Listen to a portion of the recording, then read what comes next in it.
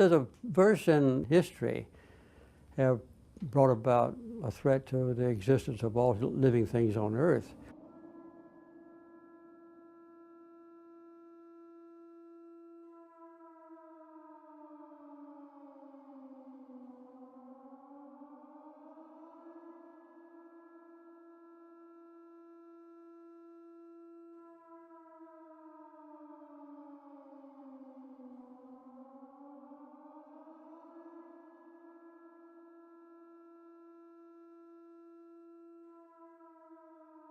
Next to those mounting tensions between Russia and the U.S., tonight the Kremlin announcing the test launch of a new intercontinental ballistic missile called by critics Satan II.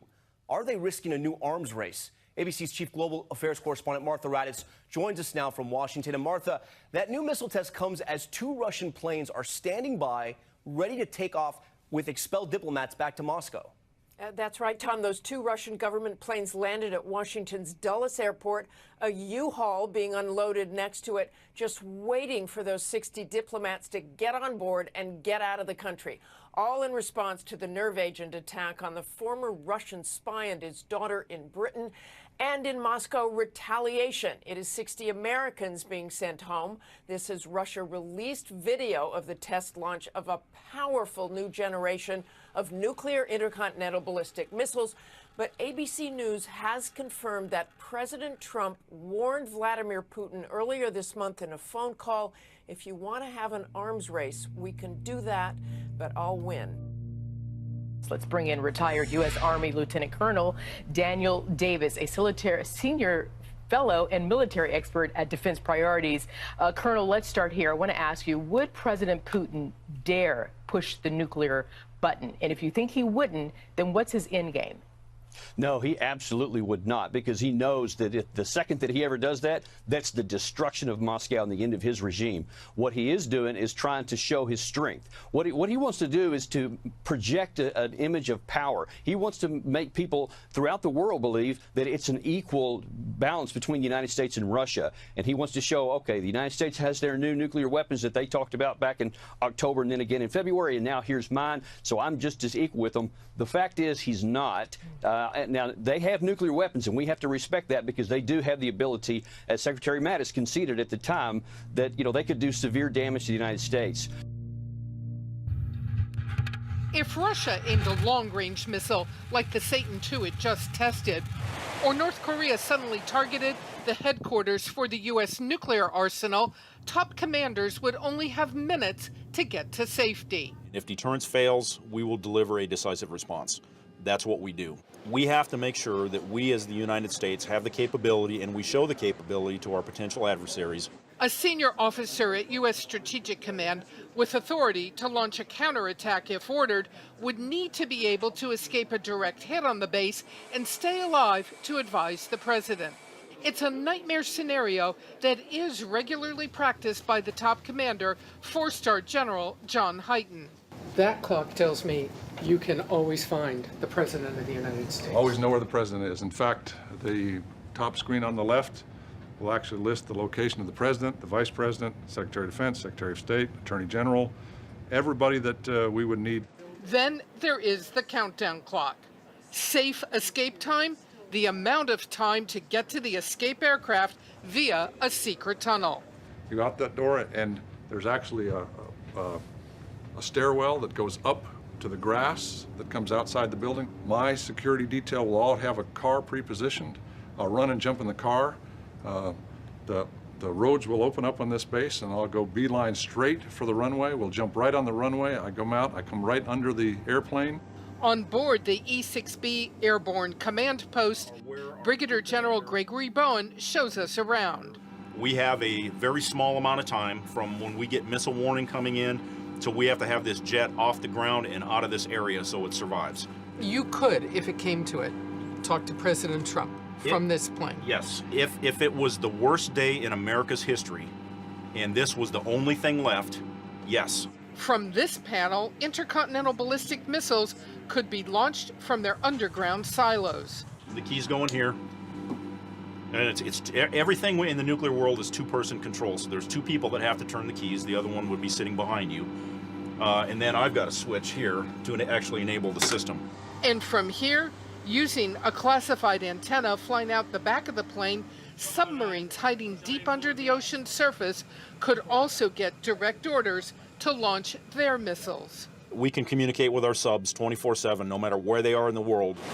With the nuclear arsenals of North Korea and Russia now a top worry, this is the center of military efforts to stay out of war. We have to make sure that we as the United States have the capability, and we show the capability to our potential adversaries, that should they decide they want to strike us, the cost of doing that is going to be unbearable on their country. And that's part of what this jet does. It is deterrence in its simplest form. If you shoot at us, your country's going to go away. It's that simple.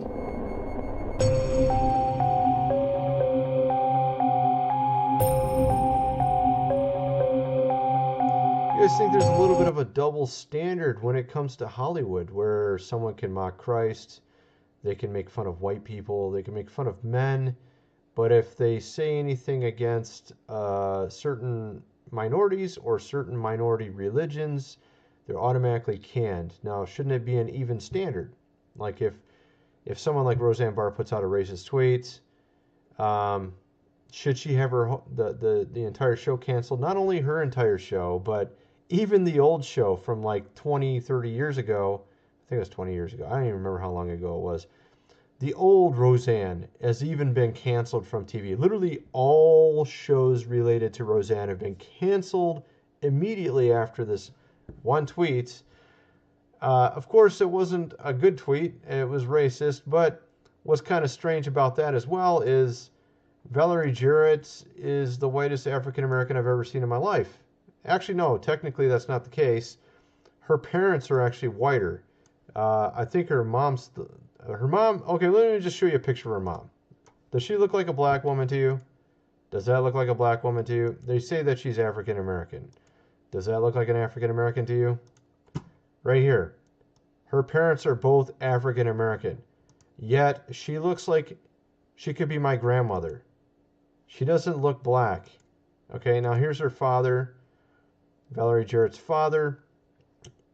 He does look like he has some sort of, maybe he's half or quarter or eighth or 16th black. I don't know what he is. I don't think he's fully black because he doesn't look black at all skin-wise. I mean, his features look black. I mean, he does have features of a black man, but his skin is as white as my skin. Pretty much, almost. Yeah, right about. My father, my actual dad, has darker skin than all three of these people. And my dad is a white guy, and he's got black hair, and he could pass for an Indian because he's got darker skin than usual. My mother, obviously, she's whiter, and so, I find it to be very interesting that this is considered, I don't know, it just seems weird to me that they would claim that both parents are African-American when one of them looks nothing like an African-American. So I don't know what's going on there. It's just very strange. I just kind of wonder what you guys think about that. It just seems very weird to me. I was also watching various videos to see what other people were saying. Now, Steven Crowder was saying that Roseanne Barr claiming Ambien, the drug is, the cause is just ludicrous, but actually it appears that it could actually affect you in some way. Check this out here. This is kind of strange. I'll just play a clip and you'll see what I'm saying. There's confusion, dizziness, aggression, addiction, withdrawal, which can be life-threatening. It just goes on.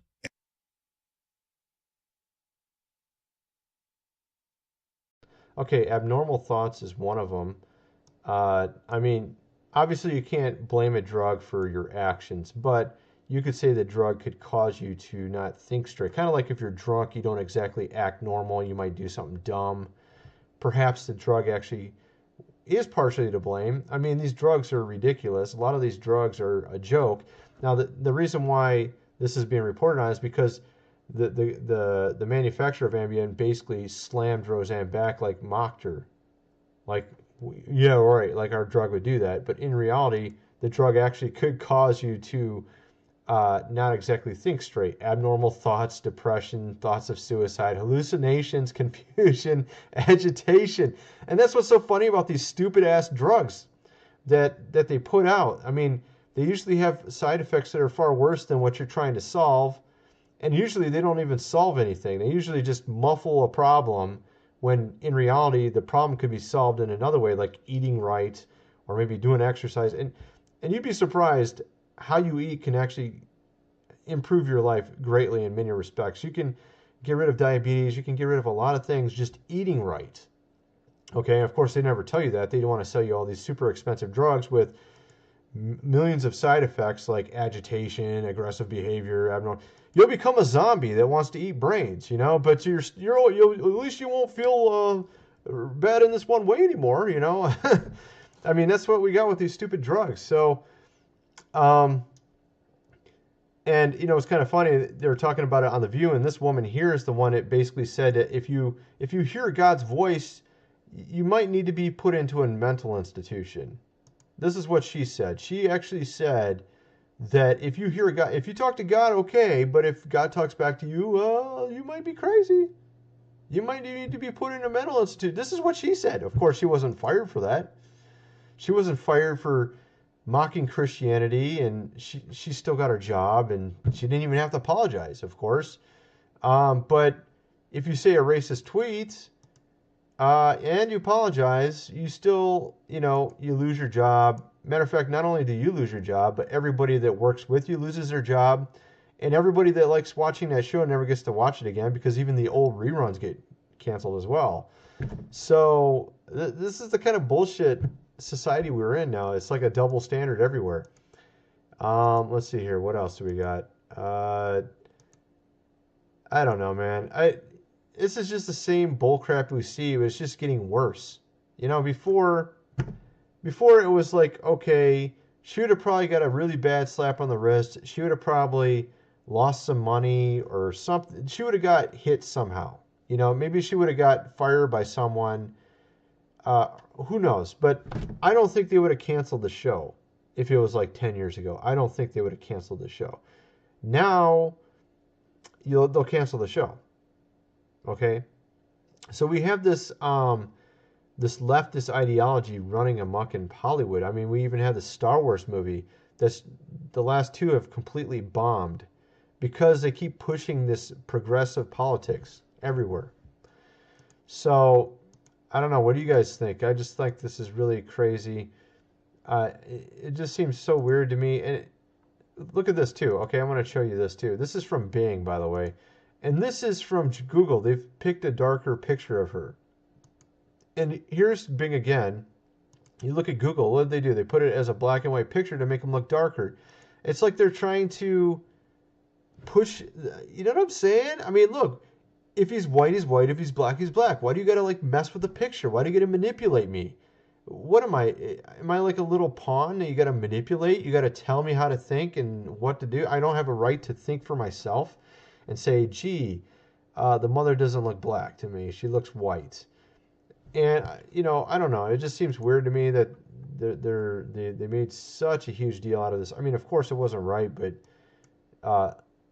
I mean, should the entire show be canceled so nobody gets to watch it again? I mean, come on. This is so ridiculous. I mean, she should have just been shamed, I guess, from it. You know, and honestly, you know, you could actually say those drugs could have had an impact on her because she did say a bunch of crazy tweets all at once. Maybe it had something to do with it. I don't know. You know, people like Steven Crowder dismissing it. He thinks he's so smart. That's the thing about Steven Crowder. He just thinks he's the smartest guy alive. But, and he always seems to think that he knows what's what. But this is just my thoughts on it. Let me know what you guys think in the comment section below. And thanks for watching.